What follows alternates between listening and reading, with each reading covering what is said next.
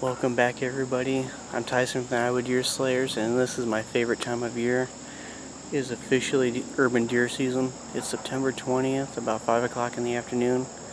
I just got to work, and I've got a couple bucks that come through this piece of private property that I got permission on, and they come through at about 7.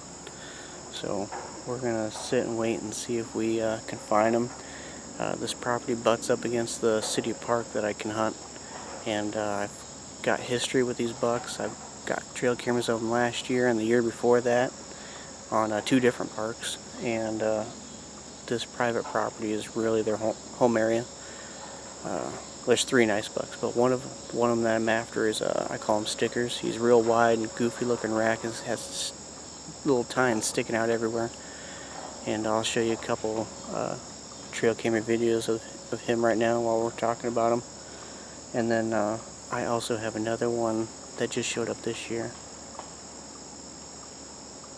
And I call him the unicorn because he has another antler coming out of the middle of his forehead. He's real big, real nice deer. I would be happy with either of them. There's a third 10-pointer in here. I haven't gotten a real good trail camera picture of him yet, but he looks nice. But I think he'd be an absolute giant next year, so I'm not really looking to shoot him. But you never know when the end of the season's coming. And we haven't shot anything yet. But I've got high hopes, and I think if we play this property the right way and only come in on the right wind directions, we're going to have a shot. It's a southeast wind, and my wind is blowing right over down into a ravine that the deer don't use, so they've got to come from the south or the east or the north. So south to east wind for this stand is going to be perfect. The landowner planted a bunch of clover and stuff in here. It's like a tiny little food plot. There's scrapes everywhere, there's rubs, and I've got tons of trail camera pictures of these bucks in here, so we'll have to wait and see what happens, but I'm trying not to get my hopes up too much. We do need to do some doe management for the city, so we got 3 doe tags, and we're going to try to fill those. So if something comes by, we're going to be flinging arrows. So stay tuned, and hopefully I can bring you some whitetail action. All right.